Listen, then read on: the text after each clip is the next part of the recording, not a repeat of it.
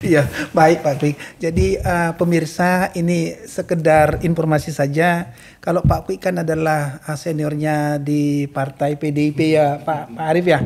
Pak Arif inilah seorang politikus muda yang sekarang sedang luar biasa ya. Ide-ide beliau berkaitan ekonomi. Pak Arif, ini saya menarik sekali tadi dari penjelasan Pak Kwik ya. Ternyata hidup layak bagi semua Pak. Dan saya tahu juga di bukunya Pak Arif itu ada juga satu chapter khusus Pak yang membahas tentang hidup layak bagi semua Pak.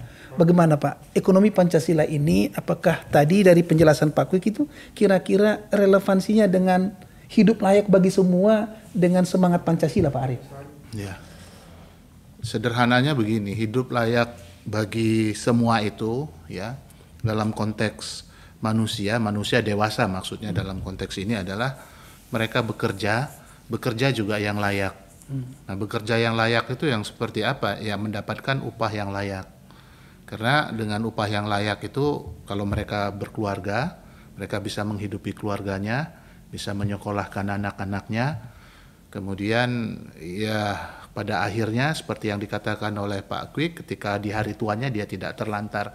Saya rasa gagasan ini juga yang disampaikan oleh Bung Karno ataupun Bung Hatta ya tentang perekonomian, proses pembentukan ya perekonomian Indonesia dan tujuannya. Nah, untuk mencapai satu posisi bekerja yang layak itu kan butuh pendidikan yang layak, butuh sistem kesehatan yang layak, butuh satu sistem mekanisme pasar juga yang sehat gitu loh. Kan kira-kira seperti itu sehingga kemudian tidak terjadi pasar, maksudnya dalam hal ini bukan hanya dalam konteks pasar komoditi tapi juga pasar tenaga kerja gitu ya, sehingga nggak terjadi apa yang dikatakan Pak Kwik tadi adalah eksploitasi de long parlong gitu.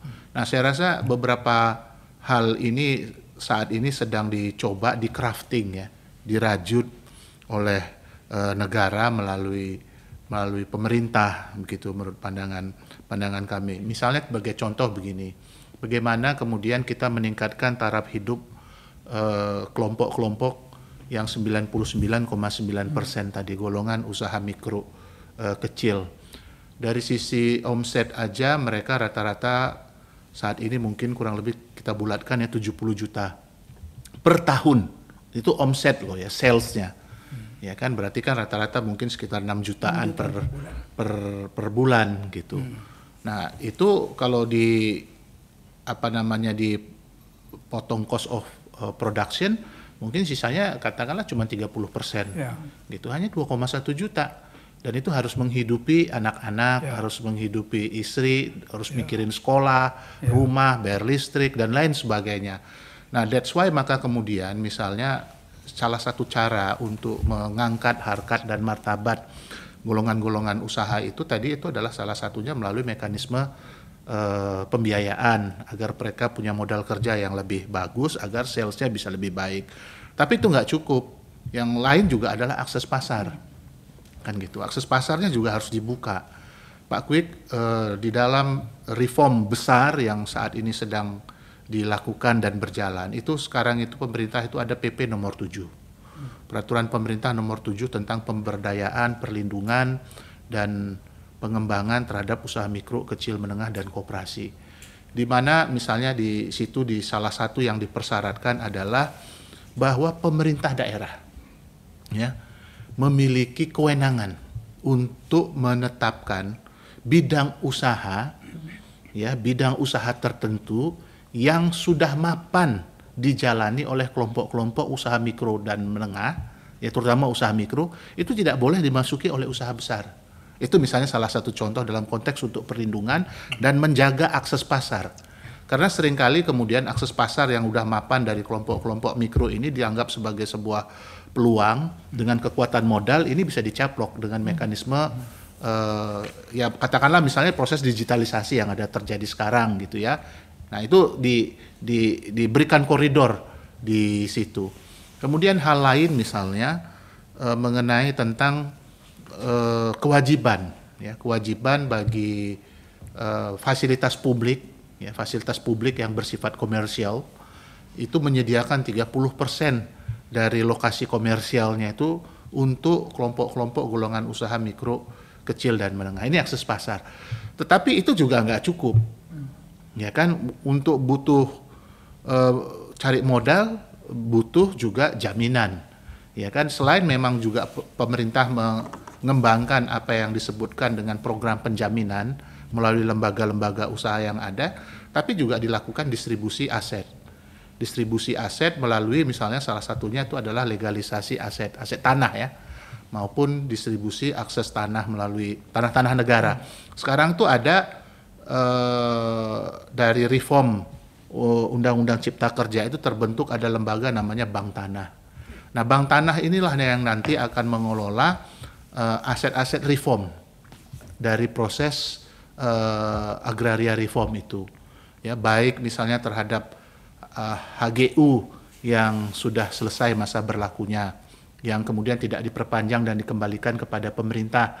Nanti akan dikelola oleh Bank Tanah dan kemudian dialokasikan untuk kepentingan publik, baik untuk perumahan, sehingga kemudian orang yang bekerja itu ya itu dekat dengan tempat bekerjanya. Kalau sekarang kan mungkin bisa 2 jam, bisa 3 jam dari rumahnya kalau misalnya dia bekerja di Jakarta, karena harga naik secara terus-menerus begitu misalnya, sehingga kemudian kemampuan untuk beli dari upah yang diterima itu makin lama makin paritasnya itu makin lebar gitu. Dan untuk itu negara harus hadir. Saya rasa saya sepakat seperti apa yang dikatakan oleh Pak Kwik tadi, inti dari seluruh proses untuk membumikan Pancasila itu adalah institutional crafting ya. Institutional crafting itu bukan hanya dari sisi kelembagaan publiknya, tetapi juga dari sisi aturan-aturan publiknya. Termasuk dalam hal ini di dalam buku saya tulis di situ adalah partai politik juga harus mengalami proses reform ya. Kalau kita bicara mengenai negara-negara yang diceritakan oleh Pak Kwik, itu bagaimana partai politik membangun aliansi dengan kelompok-kelompok kepentingan yang didasarin oleh, maksudnya kelompok-kelompok kepentingan publik ya, buruh gitu misalnya seperti itu, petani, dan itu diperjuangkan sampai dengan pada level keputusan-keputusan publik, tingkat undang-undang maupun tingkat-tingkat aturan yang terkait dengan alokasi dan distribusi sumber daya, baik itu pembiayaan maupun dan lain sebagainya. Nah, kira-kira mungkin seperti itu. Dan ini memang kata kunci yang paling penting menurut pandangan kami adalah crafting institution itu, membangun peranata, membangun kelembagaan yang sifatnya kontinum. Nah, untuk itu bagi konteks Indonesia ya, menurut pandangan kami kita juga memerlukan satu konsensus yang bersifat sustainable ya, yang bersifat sustainable artinya begini. Pak Kwik ketika beliau memerintah itu kan menciptakan satu undang-undang ya, mewariskan ya, melegasikan satu undang-undang nomor 25 tentang sistem perencanaan pembangunan nasional. Ya, sistem perencanaan pembangunan nasional yang diterjemahkan tentu dari Undang-Undang Dasar ya, salah satunya. Nah, proses perubahan konstitusi kita itu melakukan satu perombakan yang mendasar juga terkait dengan apa yang kita sebut dengan garis-garis besar daripada haluan negara. Nah, sebagai sebuah negara yang keanekaragamannya besar, bukan hanya dari sisi penduduk ya maupun golongan, tetapi juga wilayah, menurut pandangan kami konsensus bersama dalam satu overall planning ini menjadi penting ya, sehingga kemudian kita tidak hanya tergantung kepada proses pembentukan perencanaan pembangunan yang didasari oleh visi misi presiden gitu. Ya, kalau visi misi presiden kan seolah-olah itu kan winners takes all ya, padahal kan negara ini harus dibangun oleh seluruh stakeholders gitu, dan proses untuk merumuskan itu harus ada koridornya menurut pandangan kami, dan kami melihat bahwa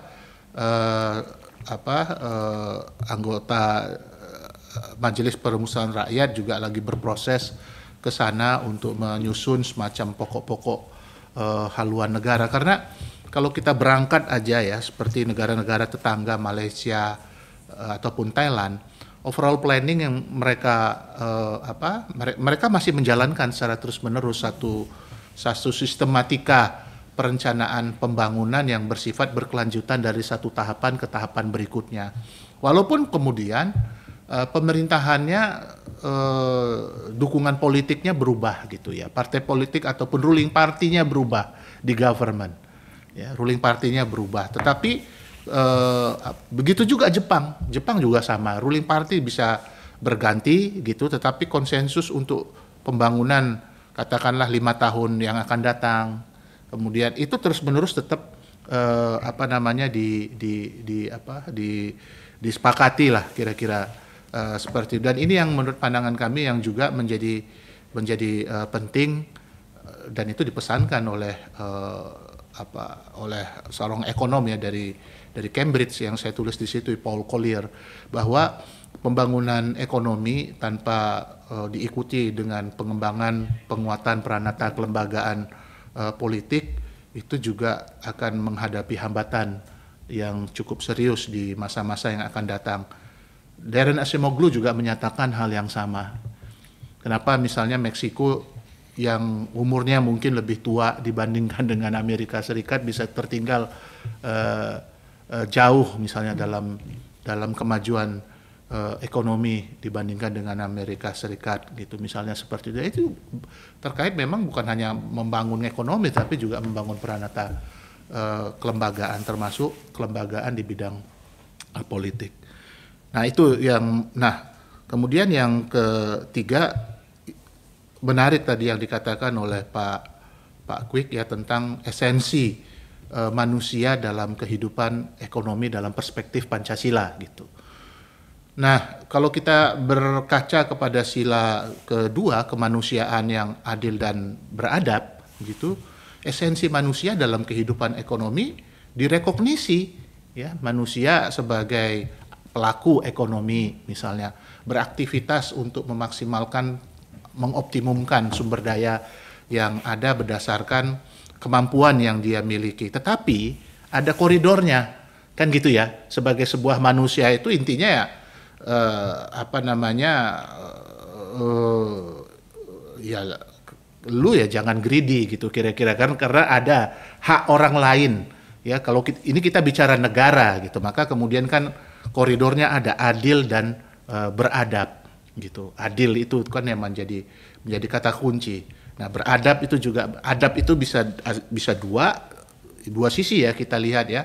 Adab dalam perspektif tindakan ya. Adab dalam perspektif ya peradaban. Ya kan, peradaban ya, kemajuan civilization gitu loh. Kira-kira seperti itu, pencapaian yang harus kita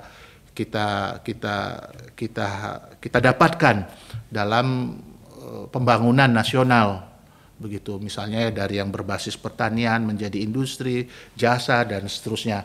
Nah, kira-kira mungkin seperti itu. Jadi intinya bahwa Pancasila itu tidak menafikan kedudukan manusia dalam mengelola dan memanfaatkan sumber daya alam, tetapi diingatkan bahwa sumber daya alam ataupun resources itu bersifat scarcity.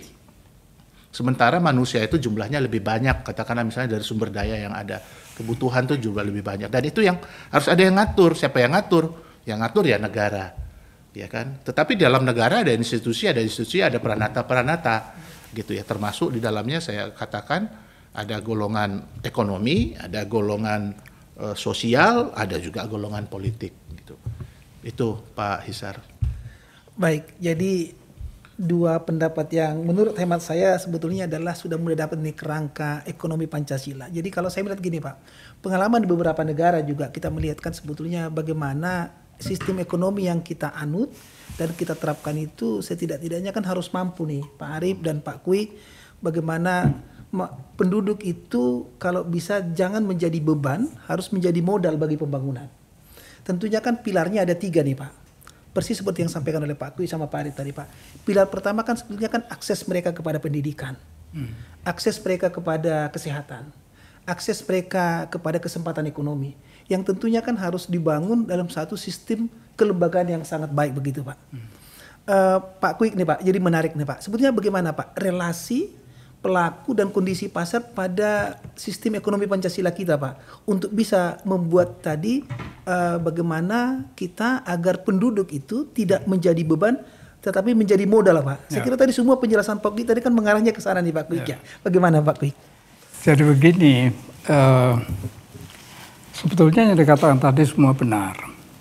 Tetapi ketika kita merdeka dan presidennya Bung Karno selama 25 tahun, Bung Karno itu dihadapkan kepada sebuah negara merdeka yang terdiri dari 17.000 pulau dan 5.000 pulau dihuni. Sedangkan yang penghuninya padat atau cukup untuk memperoleh kemakmuran, kesejahteraan itu Pulau Jawa, Sumatera, Sulawesi, Kalimantan. Tapi yang lain-lain kita tidak pernah mendapat informasi apa-apa. Itu pertama ya. Jadi terus kemudian tadi yang dikatakan oleh karena Bung Karno dihadapkan kepada negara yang seperti itu, yang oleh Belanda selama 300 tahun dijadikan korban atau objek sebagai divide et impera, diadu domba untuk dikuasai. Bung Karno dengan seluruh angkatannya harus menjadikan ini satu bangsa. Dan beliau diberi waktu 25 tahun. Sejarah memberi waktu 25 tahun. Itu kan luar biasa, penugasan yang hampir tidak mungkin. Akan tetapi apa yang diperoleh? Sampai hari ini, kita berbicara dengan siapapun juga, di seluruh Indonesia, saya warga negara Indonesia, negara kesatuan ada. Ketika Bung Karno di dalam proses, itu negara yang tua di Belgia itu saling bunuh-membunuh karena perbedaan bahasa. Irlandia dan Inggris sampai sekarang masih bermusuhan. Dulu bermusuhan berdarah perang oleh karena perbedaan agama. Sekarang dengan adanya Brexit, Scotland ingin merdeka. Bayangkan, dan di Indonesia ada,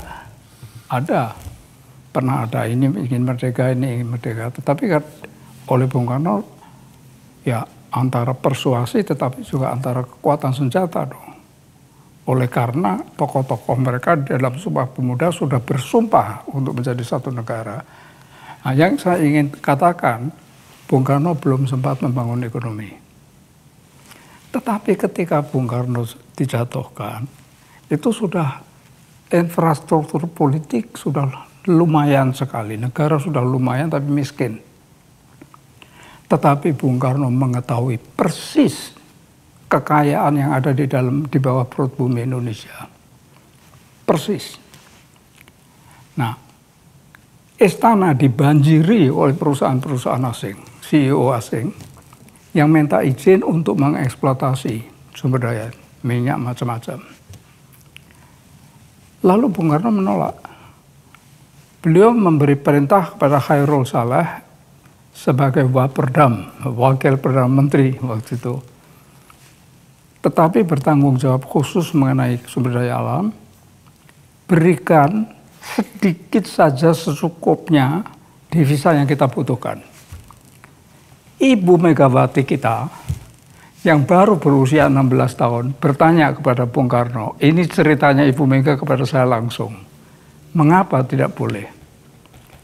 Dia mengatakan, Des, kalau memanggil Ibu Mega kan gadis, Des, kita tunggu sampai kita mempunyai insinyur sendiri.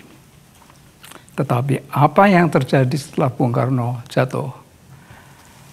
Langsung saja pada bulan November tahun 1967, Time Life Corporation mengambil inisiatif dan membiayai sebuah konferensi di Jenewa antara pemerintah Indonesia dan counterpartnya, bukan pemerintah. Counterpartnya adalah IGGI, IMF, World Bank, Asian Development Bank, dan korporat-korporat besar di bawah pimpinan David Rockefeller. Kami diwakili oleh semua menteri. Yang paling top Sultan Hamengkubuwono ke-9 dan Pak Adam Malik sebagai triumvirat. Disebut triumvirat bersama dengan Pak Harto. Bawahnya adalah semua ekonom yang disekolahkan di Berkeley oleh Ford Foundation dan semuanya sudah jadi menteri di bawah pimpinan Widjojo Nitisastro. Nah, sekarang saya tidak akan, karena itu sudah ditulis oleh orang-orang Amerika sendiri. Jeffrey Winters, Power and Motions, muridnya dia Bradley Simpson, Economics with Guns. John Pilger juga sudah pernah menulis itu semua. Disitulah Indonesia dihabisi. Dalam waktu 3 hari Indonesia dihabisi. Jadi dibagi. Freeport untuk Amerika ini, untuk ini untuk Eropa sudah dibagi habis. Sampai sekarang masih berlaku kontrak itu. Nah sekarang Pak Arief tolong, oleh karena di dalam pemerintahan itu mempunyai akses kepada data yang sebenarnya seperti apa. Sebetulnya berapa persen yang dikuasai oleh asing. Dan kalau semua itu kita bagi manfaatnya, berapa persen jatuh ke perusahaan asing untuk minyak yang sekarang udah habis, nggak relevan tapi masih ada sedikit lah. Dan berapa persen yang jatuh ke Indonesia dengan akal-akalan cost recovery. Ya. Walaupun production sharingnya 85% Indonesia, 15% asing. Tetapi dengan alasan cost recovery, dengan inflasi dan lain-lain, dan harus dibayar dengan natura, dengan minyak, akhirnya bagian Indonesia menyusut. Yang saya ketahui terakhir tinggal 60% mungkin sekarang sudah, tapi sudah tidak relevan lah, karena kita sudah impor neto kan, asset of export dari minyak. Tapi bagaimana batu bara? Banyak sekali pengusaha Indonesia yang kaya raya karena batu bara, banyak sekali. Dan yang saya pertanyakan nomor 1, batu bara, semua kekayaan yang ada di bawah perut bumi, itu yang membuat siapa? Yang berjasa untuk membuat ini siapa? Kan tidak ada. Itu diberikan oleh Tuhan kepada bangsa Indonesia. Siapa? Rakyat. Bangsa Indonesia semua manusia sama. Kok diberikan kepada swasta asing? Swasta Indonesia pun saya nggak mengerti. Mengapa swasta Indonesia bisa mendapat tambang batu bara? Bisa mendapat tambang. Dan yang aneh, coba tolong diselidiki. Tambang batu bara itu milik seorang warga negara Indonesia. Tetapi yang mengeksploitasi siapa? Dia kan hanya dipakai untuk Indonesiaan.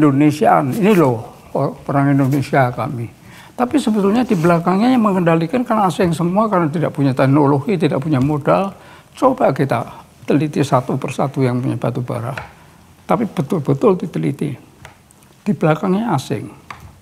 Nah, jadi karena kita baru membangun ekonomi dengan sumber daya alam, Bung Karno sudah mengerti, sekolahkan supaya dikelola sendiri karena ini adalah modal awal yang luar biasa besarnya, modal awal yang bisa menghabiskan cash luar biasa kalau dikelola sendiri oleh pemerintah, tapi langsung diberikan kepada asing. Pak Harto memikirkan mengenai manufacturing industry. Kita jangan mimpilah. Manufacturing apa? Kalau manufacturing kerajinan tangan segala macam kan tidak ada artinya nilai. Akan tetapi otomotif saja tidak sampai. Yang paling tradisional otomotif tidak bisa membuat. Mereknya pun semua merek asing. Kijang yang bagian terbesar dari komponen dibuat di Indonesia namanya kan Toyota. Semuanya merek-merek asing. Ini sekarang di mana insinyur Indonesia yang dikatakan oleh Bung Karno ini, itu ada. Tetapi yang paling menyedihkan mereka adalah menjadi pegawai gajian dari majikan-majikan korporat-korporat besar asing maupun korporat-korporat besar bangsa Indonesia sendiri sebagai orang swasta menguasai kekayaan yang diberikan oleh Tuhan kepada rakyat Indonesia. Dia tidak ikut membuat, Tapi mereka oligark kekayaan ini, yang Indonesia. Nah, ini perlu difikirkan secara mendalam dan kita gugat kembali. Ya. Apakah realistis? Realistis. Kalau kita mempunyai keberanian, bukan kematian perang, pasti kalah lah. Nggak punya senjata nuklir, nggak punya apa-apa, pasti kalah. Bukan itu. Tapi saya mempunyai pengalaman. Ketika saya Menko, saya menerima warisan dari 2 Menko. Yang satu Pak Ginanjar, yang satu Pak Suhut atau lupa lagi ya. Karena zaman Pak Harto ada 2 Menko, pada akhir zamannya Pak Harto 2 Menko. Yang satu Menko urusan pembangunan, yang satu Menko lengkapnya. Mereka mengatakan, oh Pak Hartarto. Dia mengatakan, karena kita udah kenal, jadi nggak formal, quick. This is your bloody mission impossible. Apa itu? Pak Harto memberikan lisensi kepada anaknya membangun listrik swasta yang disebut IPP, individual 27 perusahaan Amerika, yang Indonesia sebetulnya milik orang Amerika. Dan mereka boleh menentukan harga jual. Sedangkan transmisi dimiliki oleh pemerintah Indonesia. Nah, mereka menjualnya dengan harga mahal, kita kan rugi besar. Mereka untung besar kan. Kerugiannya 30 miliar dolar per bulan, per tahun. Kamu yang harus menyelesaikan this mission impossible. Saya Menko, Menteri ESDM-nya Pak SBY. Jadi ya kita harus selesaikan. Kita panggil semua 27. Saya mengatakan begini. Kami mengetahui bahwa kontrak sudah kami tanda tangani. Ngerti. Tetapi tuan-tuan yang terhormat kan mengetahui bahwa ini adalah kontrak yang koruptif. Yang koruptif sifatnya dan mengakibatkan kerugian kami 30 miliar per bulan. Please, be reasonable. Jadi kurangilah keuntungan Anda yang berlimpah-limpah itu, kami tetap rugi. Tetapi kerugiannya jangan sampai 30 miliar, tolong. Kalau mau bekerja lama. Kalau ini begini terus caranya, saya tidak bisa menjamin bahwa rakyat akan bangkit melawan tuan-tuan sekalian. Akhirnya satu persatu berunding. Jurundingnya Pak Kuntoro, Mangun Subroto, dipimpin oleh Pak SBY. Nah, saya tentu terlibat sebagai Menko, tapi kan saya bukan kementerian yang punya hak memutus mereka semua. Cukup berhasil, saya lupa angka-angkanya, tetapi drastis. Harus punya keberanian seperti itu. Mengenai utang, ya, misalnya, harus punya keberanian untuk mengatakan begini loh, di seluruh dunia, itu dimanapun di perguruan tinggi apapun diajarkan, kalau memberi utang kepada orang, Anda itu mesti menilai, dia bisa bayar kembali apa tidak. Dan kalau yang bersangkutan terbuka, Anda yakin bisa membayar kembali, nyatanya tidak bisa membayar kembali, Anda kan ikut bersalah. Ikut bertanggung jawab. Jadi saya minta pemotongan, haircut, minta perpanjangan, segala macam. Itu saya jalankan di Paris Club. Instead of 2,6 miliar yang tidak mampu dibayar 1 tahun, dengan cara demikian mendapat 3 tahun sekaligus. Jadi mereka bisa diajak bicara, tapi kita mesti rasional, argumennya yang kuat, buktinya yang kuat. Saya mengatakan bangsa Indonesia ini sedang dilanda korupsi, dan tuan-tuan yang terhormat dari seluruh dunia, ini mendukung para koruptor Indonesia untuk menghabisi kekayaan alam kita. Is that reasonable? Dan kalau tuan-tuan bersikap demikian, apakah tidak bisa dipahami bahwa Indonesia lebih menjurus ke kiri ideologinya? Nah, dengan pembicaraan-pembicaraan seperti itu, saya mengalami, tetapi saya sekaligus heran. Semua dirjen yang menunjang, yang ikut di dalam rapat-rapat, ini kan pernah semuanya rata-rata bersekolah di sekolah perguruan tinggi. Apakah mereka tidak pernah berdebat sangat keras? Mengapa menghadapi orang-orang asing? Di sini kok begitu lunak? Maka terjadilah menurut saya yang oleh Bung Karno ditakuti setengah mati. Kita nanti sudah merdeka, hati-hati, bisa menjadi a Nazi van Coolies and a coolie under the Nazis. Yang berarti kita ini nanti akan tetap bisa menjadi bangsa yang terdiri dari kuli-kulinya orang asing di dalam negeri sendiri dan menjadi kuli di dalam pergaulan antar bangsa. Apakah hal ini sudah terjadi atau belum? Saya tidak mau mengatakan apa-apa, oleh karena saya tidak mau mengkritik, tidak mau apa, dan saya juga tidak punya data yang akurat. Please, masukkan. Ya, jadi sumber daya alam yang begitu mahal, sebetulnya modal awal untuk melakukan segala-galanya. Lulusan luar negeri Indonesia terbaik, tarik kembali. Bagaimana caranya? Jadi ini yang saya bicarakan, ini semuanya praktek, nggak ada yang ideologi, ini praktek semuanya. Jadi tadi itu SDA sudah dirampok, bagaimana cara. Sekarang sistem penggajian, yang jujur lah. Saya baru membaca 3 hari yang lalu, KPK gajinya 5,6 juta. Tunjangan ini, totalnya 300 juta sebulan. Ahok dipuji, luar biasa. Sebagai gubernur, dia di acara Mata Najwa terbuka loh, acara. Najwa tanya, Najwa Shihab, Anda mendapat yang namanya dana operasi gubernur apa tidak? Ya. Berapa? 1,7 miliar sebulan. Habis atau tidak? Habis. Lalu Najwa mengatakan untuk apa semua? Ya kan banyak yang minta saya sebagai gubernur. Waktu zaman saya, dana operasi menteri itu 100 juta. Gajinya cuma 12 juta.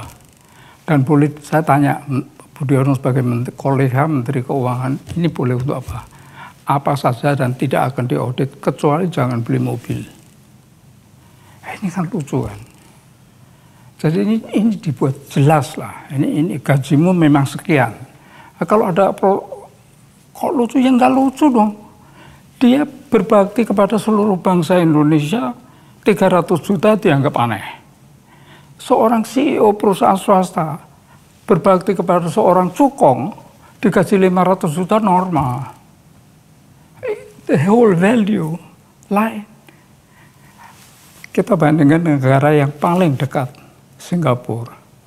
Perdana Menterinya gajinya jauh lebih tinggi dari Presiden Amerika Serikat. Terang-terangan. Jelas. Nah itu satu ya. Terus kemudian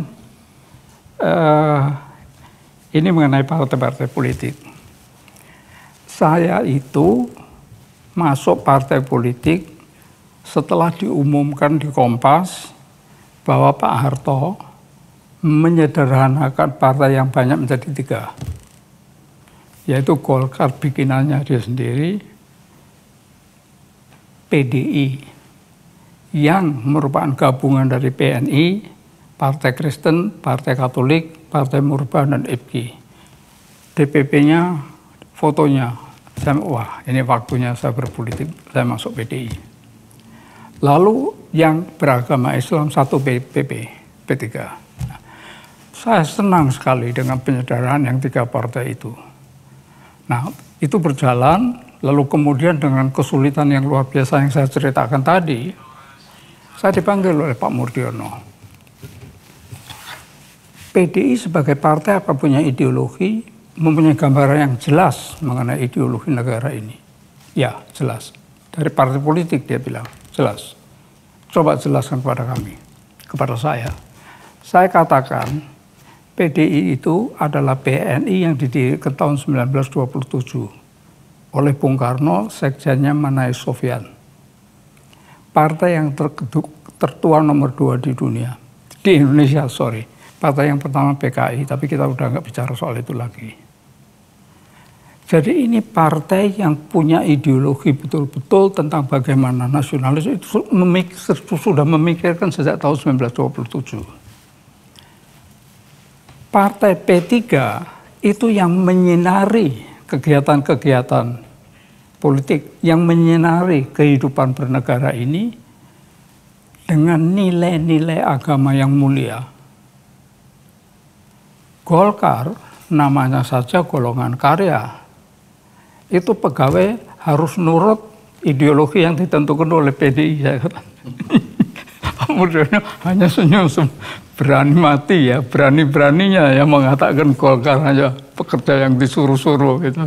Nah, ini juga sekarang menjadi sangat penting, relevan. Saya tidak akan memberikan ini bagaimana partai politik begitu banyak. Lalu mereka jelas oportunis kan.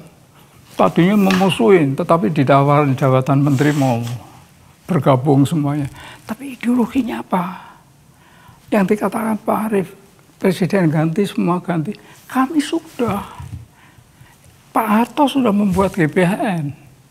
Setelah GBHN tidak ada karena reformasi, ada undang-undang tertentu, saya lupa nomornya. 25. Bappenas harus membuat rencana pembangunan jangka menengah RPJP. Setiap tahun harus ada Musrenbangnas. Ini di mana sekarang? Di mana sekarang?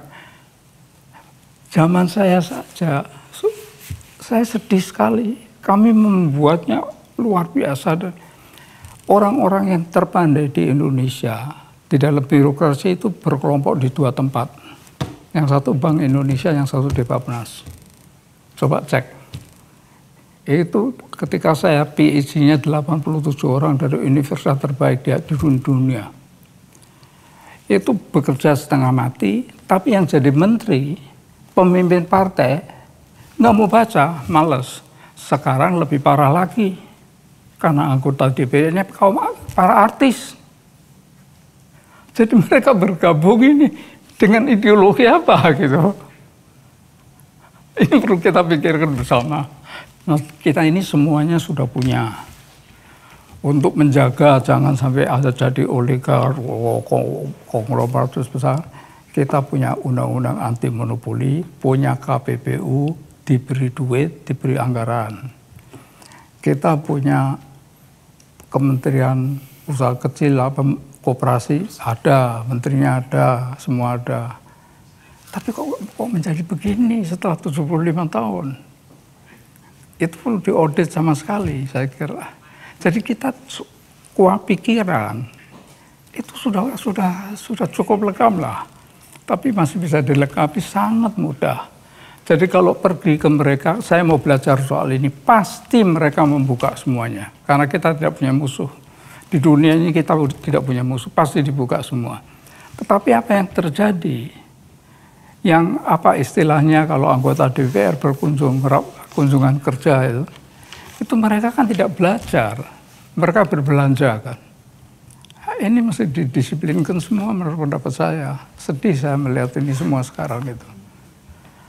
Sekian dari pihak saya masukannya.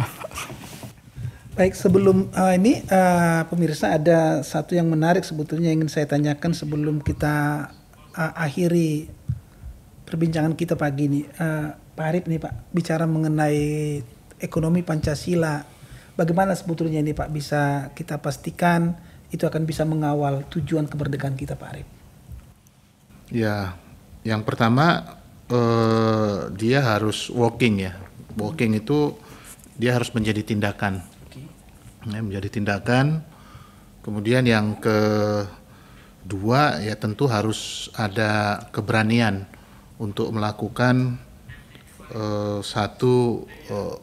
kalau istilahnya saya itu mungkin politik banting setir gitu ya, menerjemahkan apa yang disampaikan oleh Pak Kwik tadi. Dan ini memang membutuhkan konsensus kerja bersama dari seluruh stakeholders ya, bukan hanya Pak Presiden Jokowi semata, bukan hanya partai politik tertentu saja seperti halnya PDI Perjuangan gitu, tapi seluruh parpol dan unsur dari masyarakat ya, itu juga menjadi penting ya. Jadi intinya adalah ya, Pancasila itu harus terwujud dalam tindakan. Tindakan politik, bukan political discourse, tapi ya dalam tindakan yang diinstitusionalisasi melalui kebijakan-kebijakan publik, apakah itu undang-undang, peraturan pemerintah, perda, dan lain sebagainya, yang kemudian direkognisi oleh rakyat, menjadi sebuah kenyataan yang dirasakan gitu. Dan saya rasa komitmen itu ada ya pada saat ini kita sedang melakukan ataupun berproses apa yang disebut dengan grid, satu transformasi besar, satu migrasi besar, walaupun memang tidak mudah, tapi proses itu sedang menuju ke sana ya menurut pandangan kami, dan ini memang membutuhkan dukungan yang kuat ya. Satu komunitas epistemik juga harus dibangun untuk dan diperbesar gitu ya, agar kemudian proses-proses tindakan ini bisa berjalan secara berkelanjutan. Kalau menurut pandangan kami seperti itu, Pak Hisar. Mungkin Pak Kui juga Pak, ini tadi saya mendengar dengan seksama Pak, masalah peraturan dan pengaturan pemerintah Pak. Menurut Pak Kui Pak, pada penerapan sistem ekonomi Pancasila kita Pak, bagaimana sebetulnya menurut pandangan Pak Kwik ini Pak, masalah peraturan dan pengaturan pemerintah Pak? Ya, gampang sekali. Oleh karena apa? Oleh karena kita ketika mempelajari negara-negara yang sebetulnya welfare state betul-betul, jadi yang nomor 1 sekarang ini Norwegia, ikut campur tangan pemerintah 70%, sukarela. China juga semua perusahaan 70% dimiliki oleh BUMN negara, akan tetapi lain. Alasannya lain, dari 100% menjadi lebih bebas, tetapi pemerintah pun ikut mekanisme pasar. Nah, jadi kita tinggal pergi atau ke China, bagaimana caranya ngatur, atau kemana-mana lah, belajar China bagaimana. Karena sekarang ini sama semua, cuma pengaturannya saja yang berbeda, konkretnya. Nah, kita ke welfare state yang nomor 1 lah supaya tidak terlampau banyak, pergilah ke Norwegia, bagaimana ngaturnya. Nah, koperasi, pergilah ke Swedia. Karena Swedia dulu, sekarang saya tidak tahu, mungkin masih, itu 90% dari retail store itu konsum, itu dalam bentuk koperasi. Belanda juga, susu bendera itu koperasi. Nanti bisa kita bicarakan perkembangannya dari nol, karena saya mengetahui, saya kenal mereka, saya mengetahui sampai menjadi Rabobank. Itu Raiffeisenbank, koperasi petani Jerman. Bo itu Burenlandbank, Bur itu petani. Mereka bergabung menjadikan Rabobank yang begitu raksasa sekarang. Asal usulnya koperasi loh. Di Indonesia saya cuma melihat satu, yaitu Bumi Putra yang dibangun oleh 3 guru zaman kolonial dan bisa menjadi begitu besar, tetapi akhirnya hancur juga. Mungkin terkena korupsi. Jadi penyakit korupsi ini memang luar biasa, juga harus diberantas. Nah, saya cuma menurut pendapat saya ya, satu-satunya partai yang mempunyai amanah dan diberi amanah tugas historis sejarah untuk mempunyai arah ideologi yang sangat jelas, dan sekarang sudah waktunya setelah 75 tahun merdeka untuk membumikan, adalah PDI Perjuangan. Jadi PDI Perjuangan harus menjadi pelopor kalau masih mau mentolerir adanya demikian banyaknya partai dan bermunculan terus. Tetapi kalau bisa dengan reasoning, dengan mengembalikan ke partai yang jumlahnya sedikit, Amerika Serikat cuma 2, Inggris cuma 2, Belanda banyak, Belgia banyak, Tetapi ada mekanisme tertentu yang membuat mereka teratur. Itu kita bahas lain kali kalau ada minat gitu. Jadi itulah. Jadi sebetulnya sekarang dulu sulit, tapi sekarang ini gampang sekali. Tinggal pergi ke mereka kok. Tinggal pergi ke mereka belajar dan belajarnya praktis lagi. Tanya sama dirjen-dirjen mereka itu bagaimana. Saya saja di sini punya 2 buku tebal, yang satu kumpulan Social Security, yang satu kumpulan seluruh perundang-undangan yang berkaitan dengan tenaga kerja. Jadi cuma ya bacanya sudah berusia begini, hurufnya kecil-kecil. Nah, yang sekarang masih aktif itu belajar praktek, bukan teori-teori di ruang-ruang perkuliahan itu. Oke, baik Pak Kwik. Ini sangat menarik ya perbincangan kita. Sudah sangat begitu panjang. Ada 2 tokoh di sini, tokoh PDIP senior dan tokoh PDIP bukan tergolong muda sebetulnya, tapi tokoh yang lagi naik daun.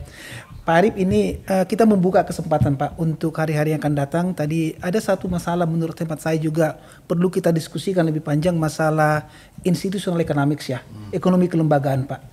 Karena memang pemerintah kan saat ini sudah memberikan akses terhadap pendidikan, kesehatan, kesempatan ekonomi, tapi kan kelembagaan kan menjadi persoalan penting juga Pak. Nanti kita Pak Kwik ya Pak, satu episode khusus Pak ini kita membahas masalah bagaimana sebenarnya kelembagaan ini bisa kurang begitu optimal sekarang Pak kebijakan-kebijakan pemerintah. Nah baiklah Pak Kwik, terima kasih banyak sudah hadir di studio. Pak Arif sudah hadir di studio, bincang-bincang yang sangat luar biasa, sangat konstruktif. Baik pemirsa, demikian perbincangan kami seputar relevansi dan penerapan sistem ekonomi Pancasila di Indonesia. Pastikan Anda terus memperbaharui informasi seputar ekonomi di program IB KKG Morning Talk. Jangan lupa ya pemirsa, tetap like, comment, dan subscribe channel YouTube Pak Kwik. Karena Pak Arif sudah punya channel YouTube sendiri Pak. Jadi silakan para pemirsa subscribe ya, like dan komen channel beliau. Dan juga kampus kita Pak Arif juga punya channel sendiri, channel kita IB Quick&Gi. Seluruh perbincangan-perbincangan kita di studio ini bicara mengenai pendidikan, ekonomi, kesehatan, itu semua selalu kita upload di 2 channel ini Pak Kwik. Untuk itu saudara, nantikan kita di topik-topik menarik lainnya. Terima kasih atas perhatian Anda. Sekali lagi terima kasih Pak Kwik. Terima kasih Pak Arif. Sampai ketemu di episode berikutnya.